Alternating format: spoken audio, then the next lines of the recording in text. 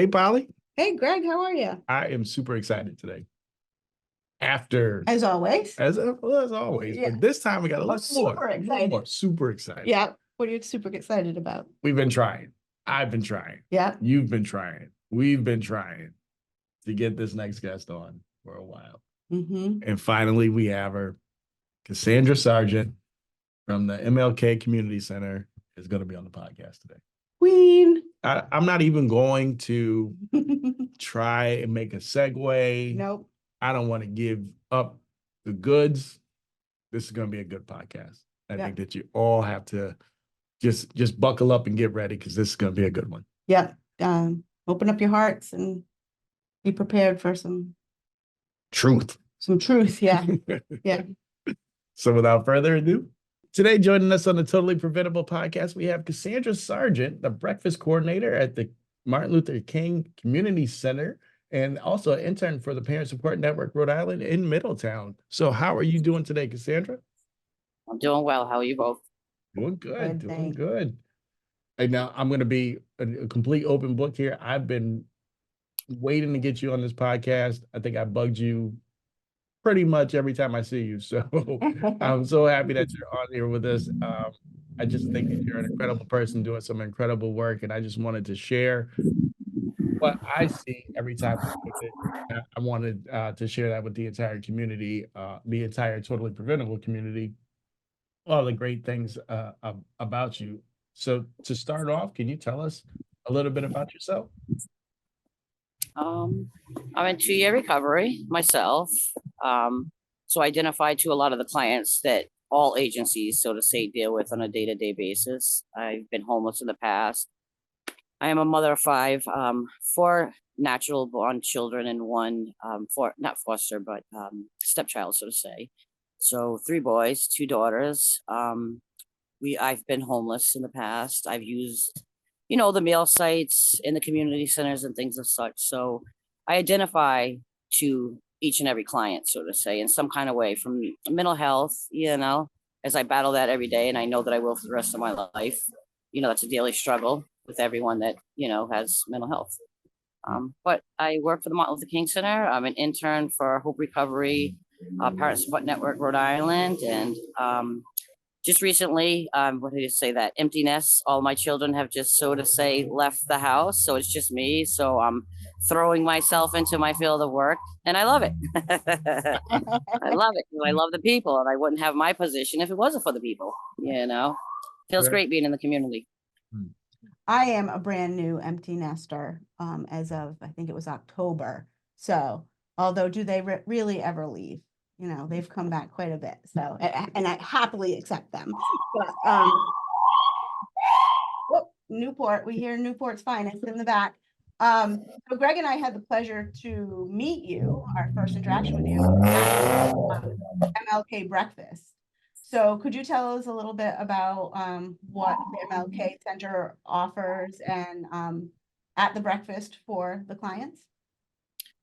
Well, it's it originated as the breakfast program, to set up to make sure that people were having, a breakfast, so to say. They were eating, they were getting a meal, and it's turned into so much more. But the facility itself, MLK, has many things to offer.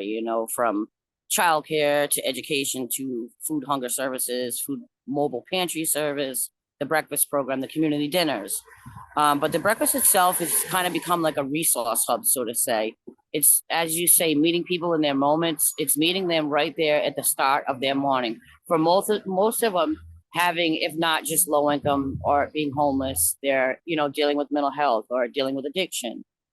Some needing multiple services and some not having any services at all.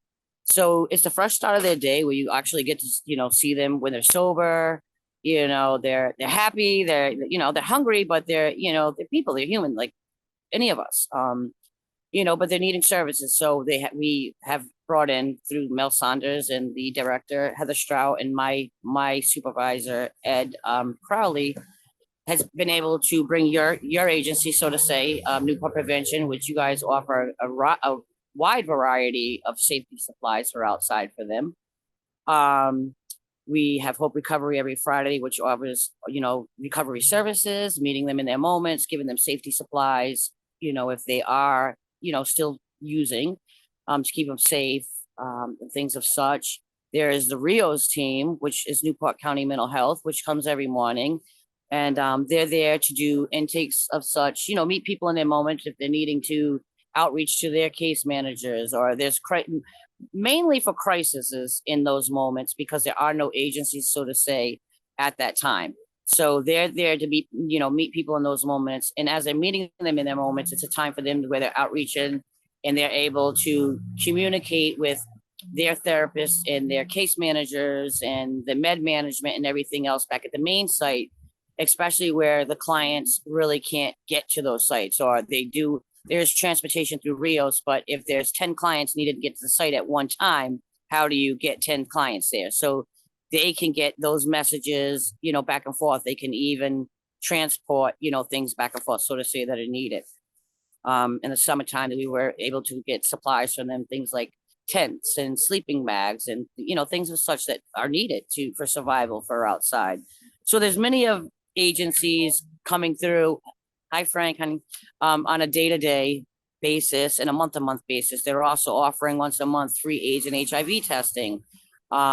Visiting nurses services come in and they offer free blood testing, high blood pressure and things of such, COVID tests and things of such, flu testing. So there's many of different things happening at the breakfast program besides, getting a healthy, wholehearted meal.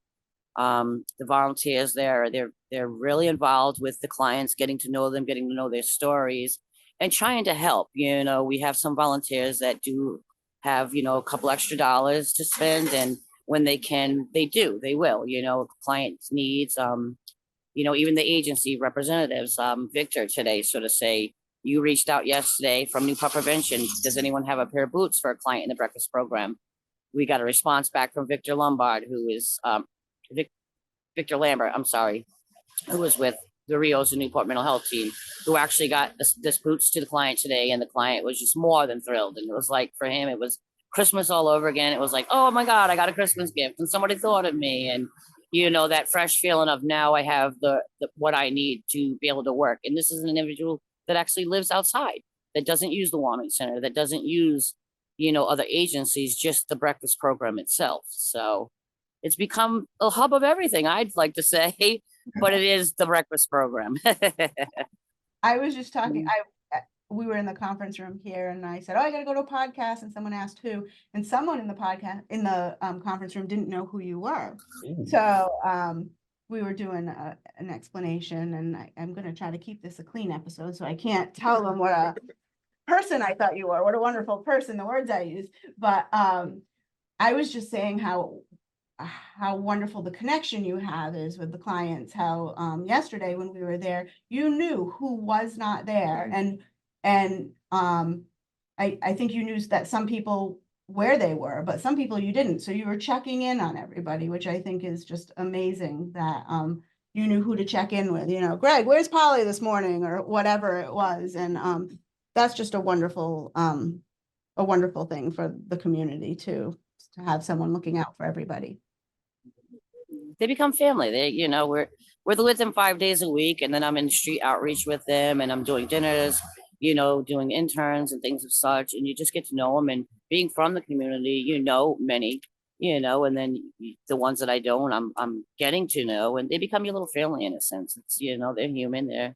You see them every day. You worry. It's like, okay, why aren't they here? If they normally show up at breakfast 30 days straight, and then they're not there, there's a reason why. So, and trying to get them to build that bridge with each other and connection when they're outside, because they're struggling. They're going through the same thing. So outreach with each other and look after each other, so to say. I know that all of you can't get along, but there are some of you that can. And on nights like when the warming center is closed, it's like 4 of you. If you can get along, lay next to each other, enough body heat to, nobody's going to die. It's, just survival thoughts. And, I think with them, I become not so much like an agency or an agency representative, but one of them. And I come down to their level and we talk reality, how it really is. And, and it's like, the reality is you're out there, she, he, you all, they, you're struggling. You don't know where you're going to sleep tonight. You don't know if you're going to wake up in the morning. And if you do,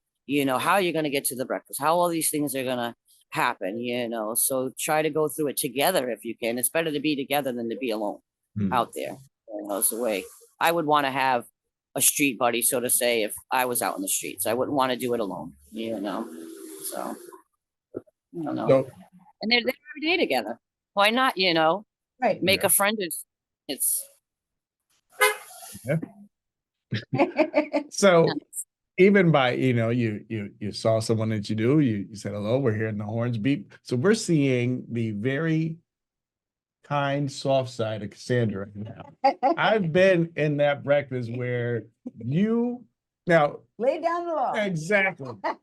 Tell the law and what it is. And I mean, you have no issues. And I just see the respect that you get in there. And you would think that this is a person that's 10 feet tall, but no, you just go in there, you question, you have no fear, but you're real about it. And that's what I appreciate. Other people. I think that's what they respect, the realness of it. It's, it's not out of a book or what we've been taught and trained or what the agencies, so to say, that we work for and represent. That, it's always by a manual. And no disrespect to the manual of the agencies, but you have to be real. You're dealing with, street people, people with addiction, people that are entering recovery or, not even in the recovery. So it's many of, and the one thing about those individuals, they like to keep it real. So, you gain respect on both sides. They respect me and I respect them. And I think that's the biggest thing, is because I've showed them respect, and Right. you get further that way. They're not just a number to me. You're not just somebody that makes the dynamic of an agency that I work for. And I'm not saying that my agency's like that, and by no means. But I know around the world that there are agencies or individuals or people are numbers, or they, part of that budget, or no, there are people, there are community, there, people that are falling on hard times that, some have been here for quite a while. Others are just finding themselves there. I myself sometimes think I'm one paycheck away from this, so, and it's interesting getting to know how people actually got to where they're at, or why they're where they're at, and then trying to help them. That's where I get the reward in the heart. It's not so much a paycheck but seeing people get the things that they need the most, to what do you say, that the quality of life, so to say, they can have a better life for themselves. A lot of times when I reach out to people and tell them about this opportunity we've had to collaborate with you, a lot of people have really negative attitude towards the unhoused. And, I try to explain without really knowing too many stories that everyone is there for a different reason. I mean, we've been there when we've seen veterans show up, and people that really have just had some bad luck, and people that are still working, and a lot of situations. So I guess what I'm trying to ask is, I'm sure you see all of those situations, and everyone has their own story, correct? Yes. There's Everybody's story is different. There's a big handful of people that look like they're heading off to work at the breakfast. Is that true? There are. And most of the communities' thought is that the breakfast program is based strictly off of homeless individuals. As it came about years ago, yes, that's how it was built, for the individuals unhoused outside. As the, times have changed in covert, people are struggling, like they just not making enough to make ends meet. They're not getting enough meals, neutral balanced meals to survive. So they become community meals. And with that being said, everybody in the community is welcome. And we have homeowners that come in because they've paid their mortgage and they've paid their car insurance and their basic bills. There is no money for food. They don't get food stamps. They don't qualify for food stamps. They may be 13 cents over that mark that says you can't get food stamps. There's, people have children. People are showing up. There's been people that showed up with their children in the summertime because it's a way to make sure that everyone's getting that square meal. We have a lot of individuals that are unhoused outside that actually work. They show up every morning to get their breakfast, and off to work they go. And I truly admire them. I really do. And it's it blows my mind because I myself I don't know what I would do. I don't think I would make it personally, but to just show up for their self every day. That's the biggest thing. And then they're going to work. They're putting their pride, everything aside and trying to make something better for their self. And that's just, it's amazing. But yeah, so back to your question, there's everybody. Times are hard. It's again, maybe you yourself could be a paycheck away from homelessness, or figuring, do I fill the gas tank up this week? Or do I take 25 and make sure I go spend 25 extra in groceries because I don't know what the price cost is going to be next week for groceries, as it continues to rise. So it's, everybody's hungry. Everybody's hungry and everybody loves food, and food is a connection to everything, and I love that. Everything usually looks delicious there. It is. They have some amazing volunteers. I'm not sure, but everything else has looked delicious. They have some amazing volunteers that cook for them, and a cook at the main site, MLK itself, that cooks, and they put their heart and soul into it. I have to say, especially those volunteers, they don't get paid to do what they do. They come in, they're in there at 6:15, the latest, 6:15 in the morning. They have till 7:25 to produce a meal for up to 70, 75 people. And they do it with love. They do it with compassion and kindness. And they get involved, and that makes the world a difference too. They come out, you've seen, they'll come down from the main site to the church and hi to everybody. They've dropped off donations, or just made their face, their presence in it. And it's great, for both sides. It's, they get that appreciation of, I'm doing it, and this is who and why I'm doing it. And they come back and they tell me that they love it when they're walking down Broadway themselves, living on their day-to-day daily routine, and they see so-and-so or so-and-so, and they're like, hi, so-and-so, hi, so-and-so. And then they're like, I had the little old lady that said, I'm walking by where people would normally have a, perception of in the certain area of Newport, and they're scared. And, the guys are out there screaming, and they're like, how do you know them? And she's like, I cook for them every morning, so, and she's like, and rest assured, if anything happened to me, they're going to have my back.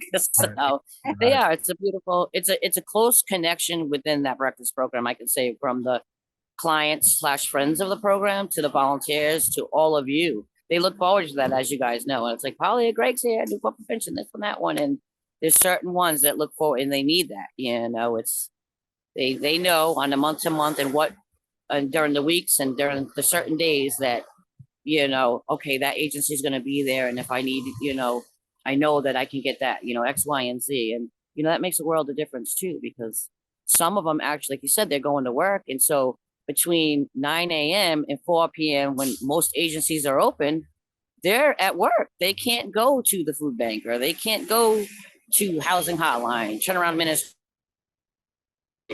out to Newport Prevention, to anywhere, so that limits them from a lot of things that they're already limited from.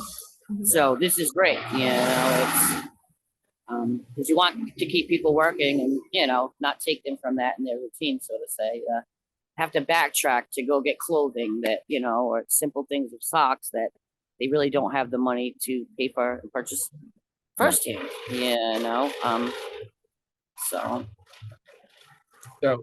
being at that breakfast, to me, it is a safe space.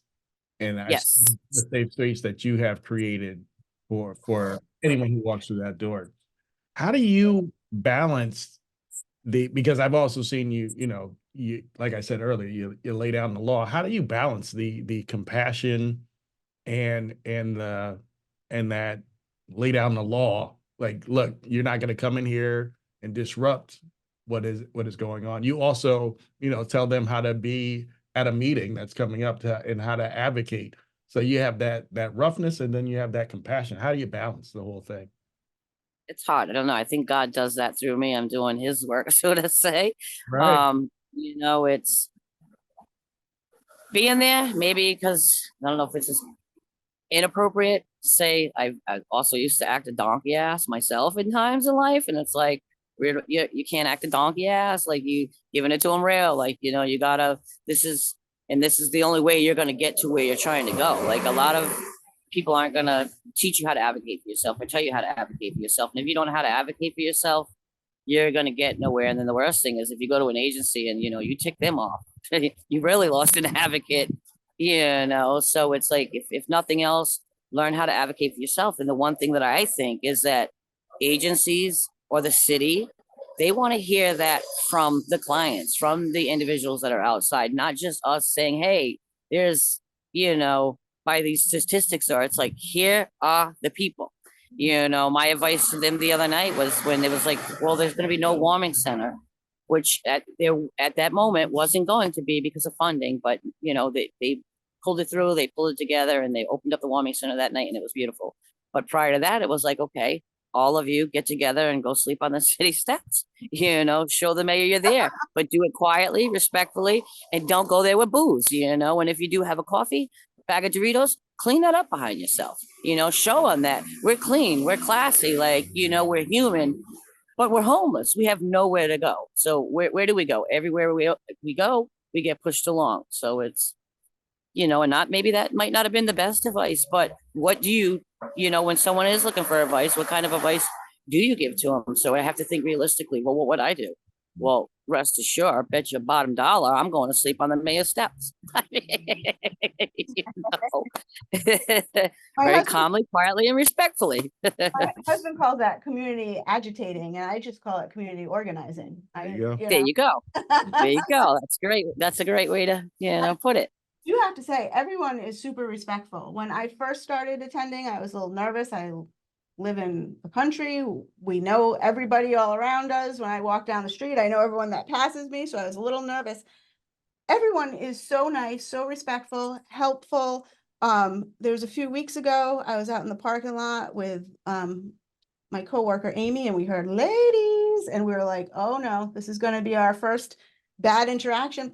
It was just a client trying to tell us about some of his great happenings that were going on in his life. And once we turned around, he just wanted to get our attention and let us know all these great things. So everyone there is just people. They're just people that need some breakfast, need some help. All right. I think because it is a safe space that they know that, and they feel welcome. They don't feel rushed. Mm-hmm. They've allowed, the MLK Center has allowed, it used to be very short and limited and a quick. And again, it was first set up for, maybe 15 individuals that had been on the house for years. So to say the system wasn't where it's at now, where it is at now, the numbers have, they're risen. And a lot of times it's overwhelming. Agencies can't get to everyone, or some might overlooked, or whatever the, situation may be. Everybody's welcome there, no matter who you are, what color you are, what shape or size you are, what your choices are in life. And, it's welcome, it's safe. It's one thing that's not going to happen. And, no one's going to put their hands on you. No one's going to disrespect you. No one's going to judge you. There's no shame. You come as you are. And then, if we have some resources that we can give you, we'll give them to you. And even hygiene products, that just little things that when you're outside, having those things available, they're human. Now they feel good again. And they feel like themselves. They're, and the biggest thing is that welcome. And then you all being there welcome. And those relationships built again, they're looking forward to those, you guys. It's like you become their friends and not just, Greg and Polly from Newport Prevention. In their worlds, for some of them, those are their friends of a friend's program, so to say. Everybody looks at each other like a friend. Not everybody, but for the most part, it's to try how we try. It's why not? We spend 5 days a week together. 30 days a month. It's cut that in half. 20 days. You add that up over years, because most of the clients are continuous clients. They're day to day. Now there's a few that may go here and there, but. We mentioned the breakfast program, but can you tell us the days and times and location of the breakfast program? So the breakfast program is Monday through Friday, and it is 7:30 to 9 a.m. in the morning. 6:30 and open the doors up for those that are unhoused, and they come in about 6:30 and they just hang out. They don't get breakfast early or coffee or anything early. They just hang out. Again, it's time to, whether it's brush their teeth, go in the bathroom and have a sponge bath, or, having those things if we have socks available and they need something to change out, so to say. So we serve breakfast from 7:30 to 8:30. The sooner you get there, the better, because breakfast is always, a lot more offering at the start with all the goodies that sometimes are available. They go fast. But we offer breakfast till 8:30, and then from 8:30 to 9 is kind of like their resource hour, their outreach, and they're like, as you've been there, can you call mental health? They're dealing with agencies of such as yourself, Newport Prevention. So the doors close at 9, and unfortunately, we don't provide breakfast on the weekends or the holidays, and there is once a year, every year for 1 week during the Christmas to the January vacation, the New Year holiday, that breakfast is not provided, but it is yearly by Turnaround Ministry, CBC, and Miss Moyer, other community activist leaders, so to say, so they do get the breakfast year round, so to say, other than on the weekends. Our agency is not open on the weekends, so we're not able to. If we were, I would be there 2 more days a week, 7 days a week.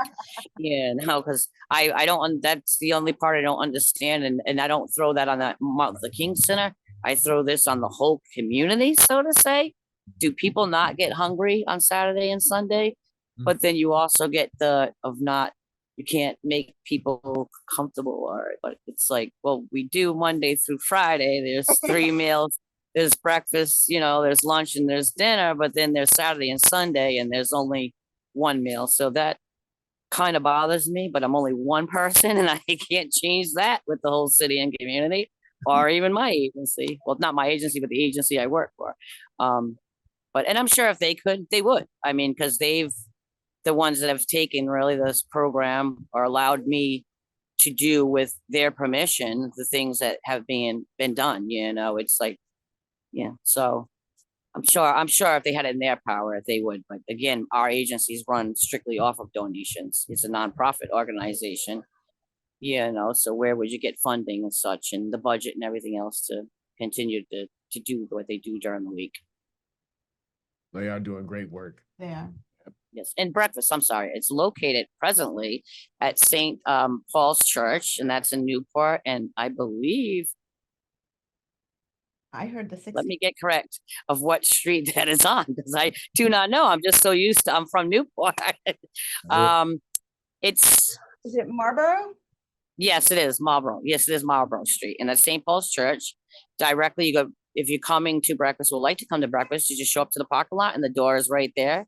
Just enter and it's open, The only provision is that you must register, and that's with anyone, and that's because of budget. They have to know, how many people they're feeding on a day-to-day basis to get a budget from the state or a grant, so to say, and that type of thing. And that information is kept personal. They don't take a social security number or anything of such. And honestly, the numbers, the budget is based off of the amount of individuals that are outside. So if you are outside, it's better to just, be honest and say, I'm outside, I'm searching and seeking. And then that's better for us because we can then at that point direct them. And, like with Jen Barrero and the CES and Polly from Newport Mental Health and the Coalition Outreach Street Team. Then it's like we can direct them to them and say, okay, this is, the avenue you need to go, so to say, so they can get registered for CES or they can go to the next transition of housing or things like that. So, but yeah, and after January 17th, somewhere between January 22nd and January 26th, we would be going back to the main site of the Martin Luther King Center, and that is 40 Dr. Marcus Wheatland Boulevard, and you would enter on the Edward Street playground side. So, and the doors are pretty much open at 7:30. You don't have to ring a bell or knock, or the doors open. Community breakfast, come on in, join us. It's a nice tea. It's a nice tea party, if you ask me. Good social coffee hour, and it's a great breakfast, better than IHOP. And I know that you don't house people But another misconception we hear a lot is that, well, why don't people just go to the shelter? Like when we talk about unhoused, and we're constantly telling people there's no place. The shelters are So full. there's no shelter, there's no beds at the shelter. You can't just, well, you can now, that has changed. If you're registered with CES in the Collision of Homeless and you knock on the back of the shelter door at 7 p.m. and there is a bed, they will allow that individual, a man, because we don't have women's shelter right now, Okay. that they will let the gentleman come in. But that's according to the bed. And as you know, where beds are full, there's usually no bed. Yeah. So they can't let you in. Everybody has to, go through that same roundabout system, so to say. Mhm. Yeah. It's a huge misconception. I was just having you confirm that there really wasn't a lot of places out there, because everyone's always like, No, there isn't. There's no place for women. There's no transition right now. Only those that were there prior to renovations, and that's because they're under renovations. So, and we don't have any other shelter outside of that other than Lucy's Hearth. In order to get into that shelter, you have to be a single dad can go in, children. But again, that's through the CES Collision. Everything you need or want to get into, you need to do through CES. You need to be registered with that system to enter into the next system, so to say. And that's, I guess, the tracking system, so they can figure out where, or I don't know really how that works, because I don't work with them, but I do know that that's, why we have Jen Barrero and Polly come in, and they're registering people continuously, and they're updating them every 30 days, which is really important, because if you don't update with that 30 days, then the system throws you out, so to say.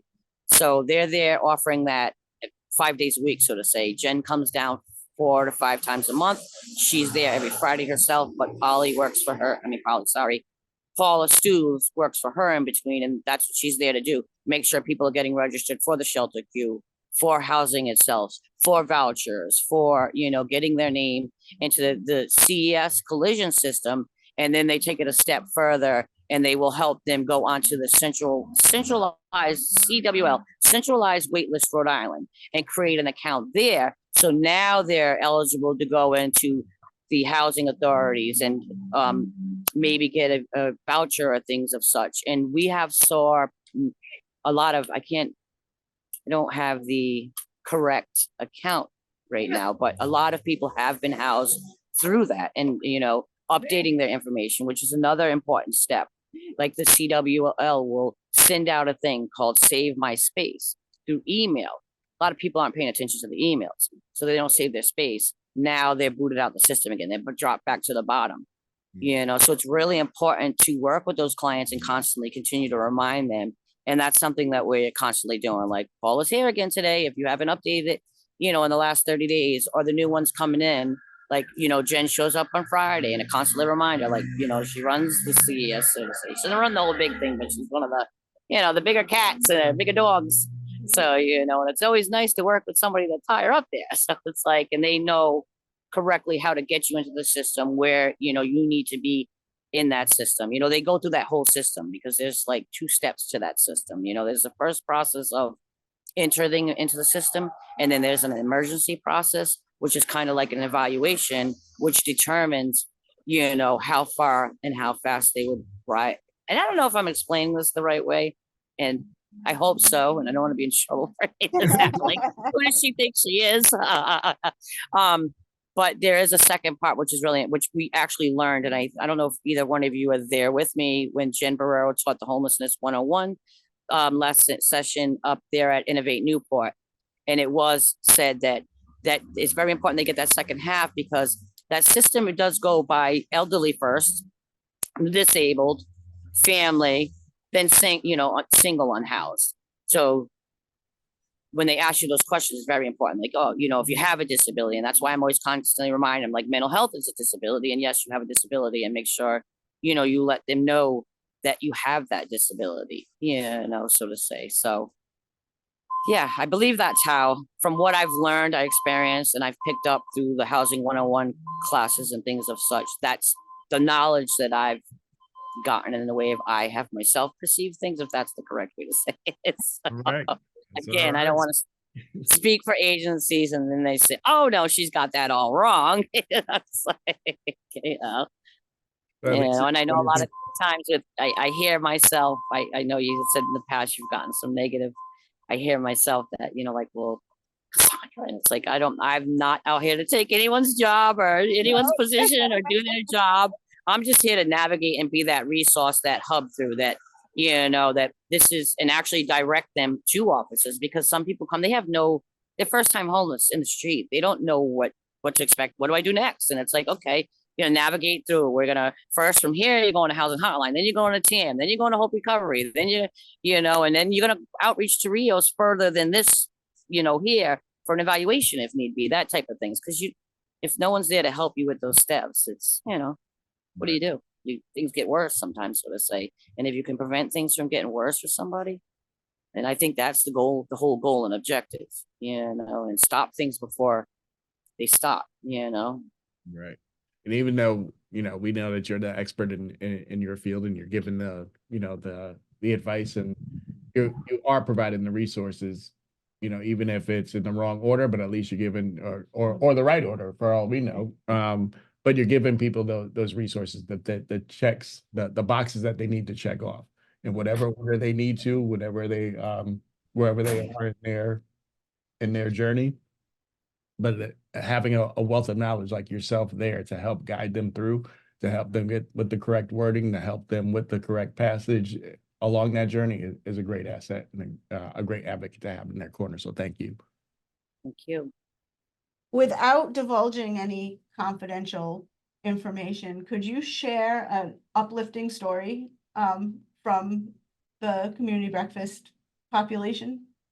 I feel like every time we go, there's something really uplifting. There is always something great happening. And so there's this is funny because there's many different positive stories that happen through the breakfast program and the community programs. Started off as the breakfast program. I have a client, we won't say it's client A, and mother lives in California and client is here. Mother's been looking around for the client, and she figured I'll reach out to the breakfast coordinator, and she did so. And it was like, okay, I outreach even further. So if and when I, can find anything and get some word to you, I'll do so. And mother was persistent, and I showed up to enough for the community dinners, and finally client A showed up to the dinner, and it was like, don't mean to pry, but mom's been, reaching out, and client A was able to reach mom, and mom reached client A, and that was just beautiful. It was like, wow, so little things like that probably wouldn't have happened if they didn't know, like, okay, the breakfast program exists, and most people communicate through the breakfast, like anyone unhoused, so to say, is going to know from a program like that, like, so we've, I don't know, I'm looking for, there's so many, like I can't, can maybe if you bring one up and then I can elaborate on it. I just, there's so many, I'm like, every time we go, there's at least one thing. I know one of the clients had a mishap. We go on Wednesday, so it must have been Tuesday or Monday. And all of the other clients were all worried, and they were all sharing notes about the mishap and who's checked in on them. And it's just such a wonderful community.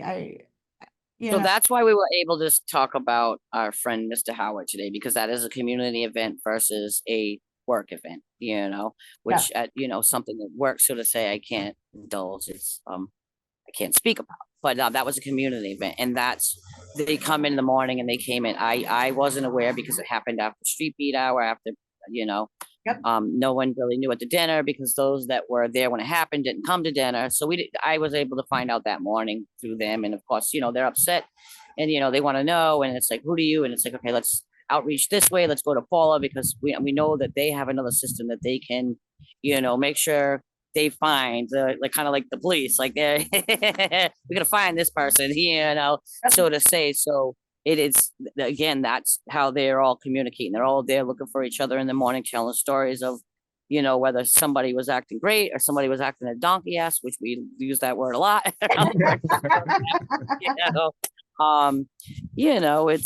It's just, it's like it's their family. It's not their house, but in their world, it's their breakfast house. Like they, Absolutely. show up, and it's so I love the way they stick together now and communicate with each other and hang out with each other. Yeah. It's It was very heartwarming because one person would yell to another and they knew who knew the information, and they were really trying to figure out, make sure everyone was okay. So they're a great group of them, and they follow through. These individuals too. You got to remember they're following through the ones that aren't working on a day-to-day basis. They're showing up with us for breakfast. They leave. They're heading up to Barbara Winter's housing hotline, Cheryl Robinson Turnaround Ministries. From there, some are drifting down to Hope Recovery together. Others are drifting over to the library as a warming center, so to say, during the day for them, or a cooling center during the summertime, depending on the season. So they have their clicks in, but at the end of the day, they all outreach together, and that ends with the dinner program. And from the dinner program, it's like, where's everybody going? Okay, you guys are going back to the shelter.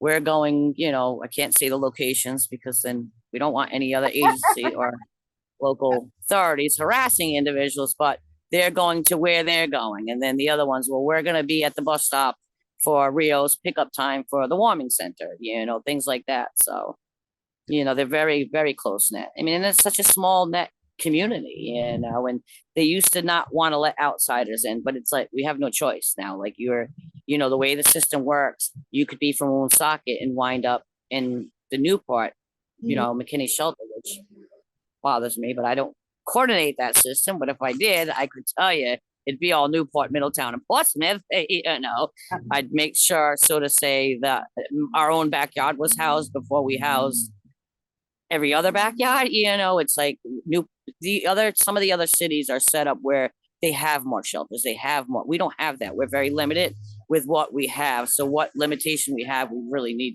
I feel, we should taking care of ours. Not that we're, the community, I guess, is so much greater and bigger than just the community itself. So with that being said, we get a lot of individuals from Cumberland, Woonsocket, different places all around, Rhode Island. And it's like, just accept, they're going to become your street buddies, so to say. Like, you're out there together.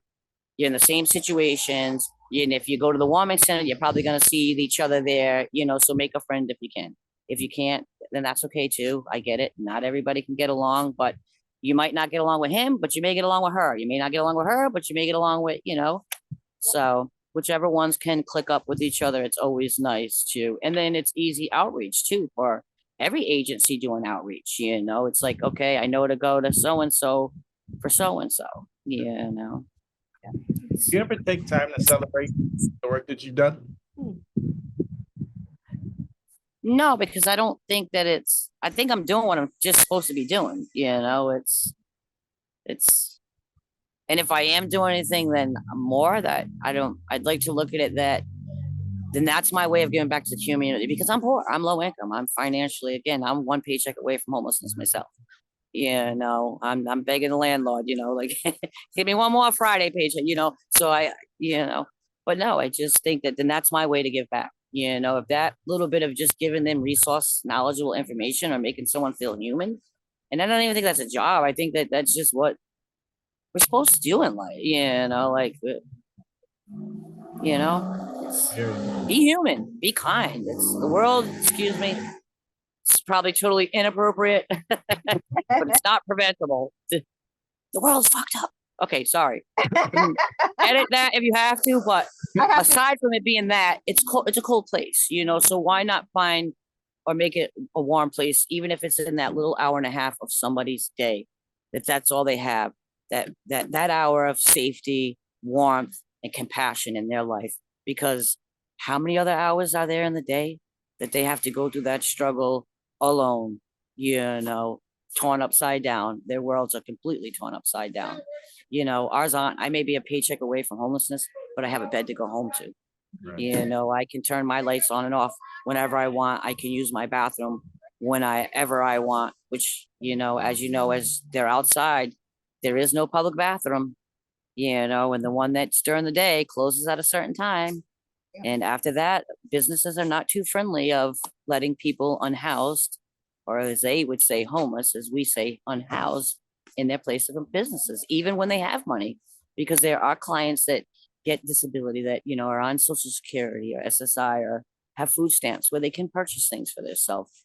But because of the stigma and, you know, just the way things have been done all these years, so to say, it's not right. But so these programs and community meals are very important because, I mean, I think if you took a walk with, I don't want to say one of the clients, just an unhoused individual one day, and took to see what their world is like, and go to all the agencies with them, and then take a walk down Broadway, take a walk down Thames Street, see the responses they get when they try to enter a store. And it's not a liquor store, regular store, you know, or they even just going up asking, could they use the bathroom? And then walk in behind them yourself and ask to use the bathroom and see the difference, you know, that you get. And I think I've said this about every agency: send somebody, you know, a client, so to say, and send somebody that they don't know is actually not a client, and see the difference of how people are treated, or whose needs are met, you know, who's judged, who's, you know, who's being dealt with as they should, or being dealt with fairly. Again, I don't know if these are all the right ways to say things. And I don't mean anything in a harm or attack to any agency or to the city or to the, my heart and my compassion is for the people. Right. And advocating for them, and advocating for them is meeting them in their needs. And they're hungry, they're unhoused, they're cold, they're wet, you know, hygiene, everything is important. And we're allowed to give them hygiene products. But if the church didn't allow them to use the bathroom to brush their teeth, where would they do these things? You know? And there is a fit program now, which is great, but that doesn't work for everybody, because if you're in a wheelchair, the gym, you know, setting alone is not going to be a comfortable setting for you to go just to take a shower. You know, so it's great, Hakeem, that you know, these programs that are being, you know, invented, and that there are individuals that can take an opportunity and advantage of that is great. But then we still have to think of those that can't utilize those and take advantage of that, you know. So there's always a flaw or a gap, you know, in every system. And I don't think that people do it intentionally, you know. It's just how do every agency, instead of saying, well, this is what we do or that's what they do, working and saying, how can we fix this as a whole? Like, I love the way that my director looks at things. She likes to just help, period. Like, okay, how do we make it happen? I would never, her thing is like, I would never be mad if another agency, so to say, was like giving out food. People are getting, because they have a food pantry, you know, like she loves that. Like, this is great. More people are getting fed, you know, people's needs are being met, you know. She loves that all of you guys are able to come in and meet clients right there in the moments where they're at, because all clients, again, can't get to certain agencies, or, you know, the struggle of getting to the transportation line, from the transportation line off the bus, which could be blocks still away from after the bus ride, getting to an organization, so to say, depending on that individual's need and which organization it is. So, you know, if everybody could just sit together, like with the community meal planning, and then there's that one person that looks in and says, wait a minute, guys, how about, or why on Saturday and Sunday, and how can we, or all of us, figure out, you know, that. And I think then everybody's needs gets met, so to say, and it's just one community strong, working for the greater good of the people, because we're trying to get the people that meet their needs. And, you know, that's important. It's like, you know, not one agency is greater than the other agency or does more than the other. Everybody does the best they can, the fair share they can. It's just greater when you can do it together, you know, and get the needs met of the people. It's really how I feel. Cassandra, we have so many nice, generous, kind listeners, and I am sure they're all dying to know how they can help the breakfast program. How should they go about that? Honestly, and many of them may be donators already, because there's so many donators that donate. Our organization breakfast program is strictly off of donations. That's how it's run. Donations come in, and that's how they purchase the breakfast that's needed. They provide a full meal, as you know, eggs, sausage, meat, protein. Usually breakfast is eggs, sausage, and a hash brown, so to say. And then there's a cold cereal table, there's hot coffee, and there's hot tea, cold milk, things of such. Wanting to help out, the biggest generosity that you could do is donate to the Martin Luther King Center in the name of the breakfast program. Because when you donate to the Martin Luther King Center, those donations are divided between each community program. So if you're looking to make sure that it's for the breakfast program, I would put my donation, to the Martin Luther King Center in, I don't know how you would say that, like 4 breakfasts or 2 breakfasts, or, donating to the breakfast program, but there's only 1 breakfast program, so they'll know but that would be the best way, again, because it's all done through donations, and, the meal is provided there through the site and things of such. So it's just getting the inventory to make sure they can meet the inventory to feed the people every day, so, and that again is done by having that, people register or check in on a day-to-day basis so they can have a head count. So they know, looking forward to the next day, the next weeks, and patterns of things, how much they will need to provide. And it's very costly. I can say that the numbers have grown and it costs. And I hear about that a lot. Like, Cassandra, you are taking us far beyond the budget.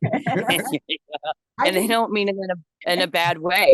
They're just trying to get me to see that, Cassandra, we do our best to meet every single one, of the needs that are required, or the meal, let's say, so to say, that you've planned out. But like, we can't get juice every day, so to say, like those type of sugar things that, anybody wants, like, with breakfast, say, you want your cup of coffee and you maybe want a cup of juice or something, things like that. We can't provide in a day. We are structured to make sure we provide like eggs, a meat and a hash brown, that they have that hearty, healthy, warm meal, so to say. So having that little extra budget helps for the things like that of such, to be able to provide the things that are provided, every morning, as you say, is 5 days a week. It doesn't change. They have a hot meal and they have a cold meal, and then it's meeting everyone's needs, because, not everybody eats pork, not everybody eats meat, not everybody. So that's why there's the hot meal as well as the cold cereal table. And so there's something there for everybody. They try to offer fruit every day, as you know, which is very hard too. So we love fresh fruit. They love fresh fruit. I love fresh fruit, but that's very costly. And it's something that the agency itself just could not provide 5 days a week, if you have 5, 10, 15, 20 days out of the month, so to say, for 70, 75 people. So yeah, just a donation to the MLK breakfast program. That would be the best way to donate or help out, so to say.